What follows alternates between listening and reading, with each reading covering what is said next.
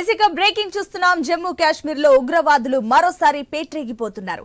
ఆర్మీని లక్ష్యంగా చేసుకుని వరుసగా దాడులు చేస్తున్నారు. నిన్న రాజౌరిలోని ఆర్మీ క్యాంప్ దగ్గర కాల్పులు జరిపిన టెర్రరిస్టులు తాజాగా కతువాలో ఘాట్ రోడ్డులో వెళ్తున్న సైనిక వాహనంపై గ్రెనేడ్ తో దాడి చేశారు. సమీపంలోని కొండపై నక్కిన ఉగ్రవాదులు అక్కడి నుంచే గ్రెనేడ్ విసిరినట్టు అనుమానిస్తున్నారు.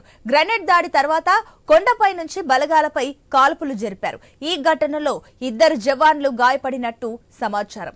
ఈ దాడి తర్వాత కతువాకు అదనపు బలగాలను తరలించారు. ఇక ఉగ్రవాదుల కోసం సర్చింగ్ ఆపరేషన్ మొదలుపెట్టారు. ఈ మధ్య కాలంలో ఉగ్రవాదులు కాశ్మీర్ ఘాట్లోని రోజుకో ప్రాంతంలో దాడులకు దిగుతున్నారు.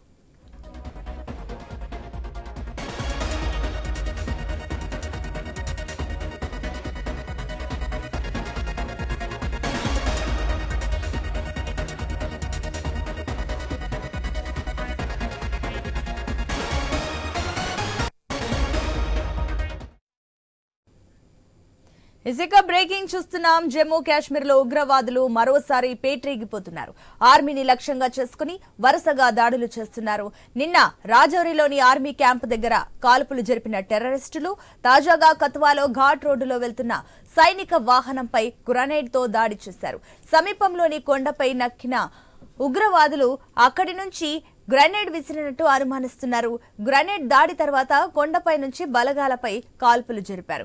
ఈ ఘటనలో 2 జవాన్లు గాయపడినట్టు సమాచారం. ఈ దాడి తర్వాత కతువాకు అదనపు బలగాలను తరలించారు. ఉగ్రవాదుల కోసం సర్చింగ్ ఆపరేషన్ మొదలుపెట్టారు.